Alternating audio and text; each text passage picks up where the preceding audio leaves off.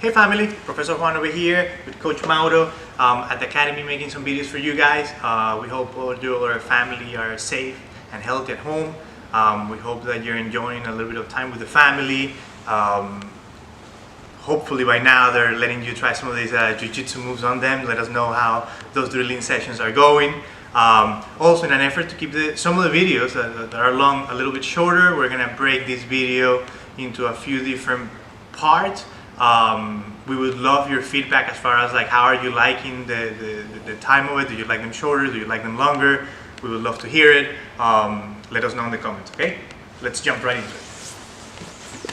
So we're gonna go from the closed guard, right? And what I need to understand from this position is, number one, I need to get out of here. I'm not gonna be able to control my partner and submit him from this position. It's not impossible, but it's just not a good idea, not a good strategy. I need to get out of here.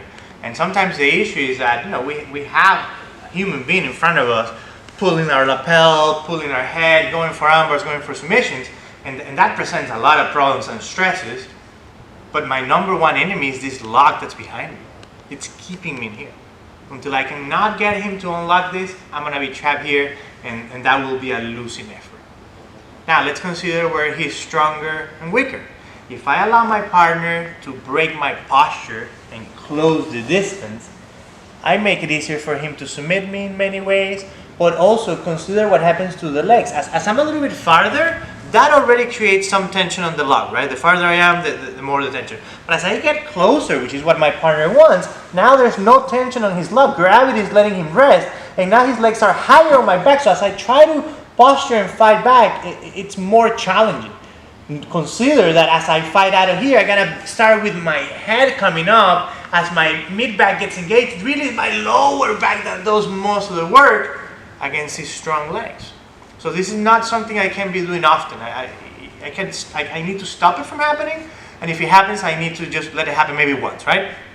Now, I prevent it by having a good posture, right? The alignment of my head, shoulders, and hips allows me to engage my core, use my whole body as one tool, making me much stronger. That way when he pinches his knees and pulls me in, go ahead, Mauro, I don't really move much. It's gonna really involve him getting a high pull up here, maybe involve him sitting all the way up, so I gotta push him down. It's gonna take work for him, which is kind of what I want.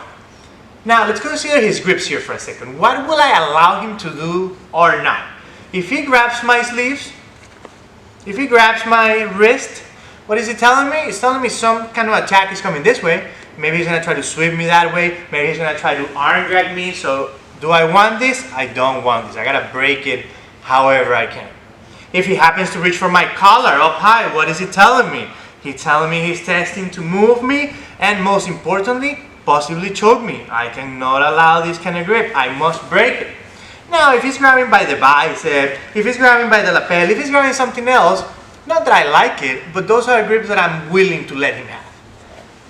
Us, there's one thing we want to do with our hands, and that is control his hips in general. If my partner has his hips up with his legs extended, he's going to be very strong. It's going to be hard for me to move him. So number one, I'm going to use the heel of my hands right on the hips. I'm going to push those hips down and lock my elbows, shrugging my shoulders up. Now creating this distance between me and him. Now remember how I said we could build tension on the lock? Notice where I'm sitting, his lock seems and feels like it's okay. Now, Coach Mauro is going to let me. I want you to keep your guard locked, Coach Mauro, though, right? Coach Mauro is going to let me move, but as I start taking steps back, look at the tension of his toes, of his ankles. The farther I go, as long as I can keep his hip in place, because if I just drag him, then he feels tension, and then the tension is relieved. We are assuming that we can lock those hips in place, and again, as long as I go back, look at that tension, look at that tension, look at that tension, look at that tension. Ah, has to open, right? Now, again, Coach Mauro is kind of letting me, right? And he didn't move. In reality, he would have sat up, pulled me, done so many things. So I need to be more effective with it, but I'm going to keep that point of tension in mind, right? Right. So I push his hips down. Instead of just using my hands to push the hips down, I'm also going to use my knee. In this case, it's going to be my right knee, the one that's far from you. And I'm going to place it in his center line, right where my, kind of like next to where my other knee is at. I gotta be careful because since I have a narrow base, I'm susceptible to sweeps. How do I fix that? That other knee, the left knee, the one closer to you, is gonna open up towards you in an L shape.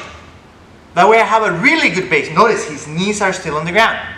From here, I'm gonna go like if I was in angry cat. I'm gonna arch my back. Oh my God, putting so much tension that now, as my hand slides over his knee and grabs the knee joint, I don't wanna grab the pants where they move. I put my hand on the knee joint, I push that knee down, and it's no match. Guard's open. Critical moment. If I let him grab my wrist and pull everything in and lock it, what a loss.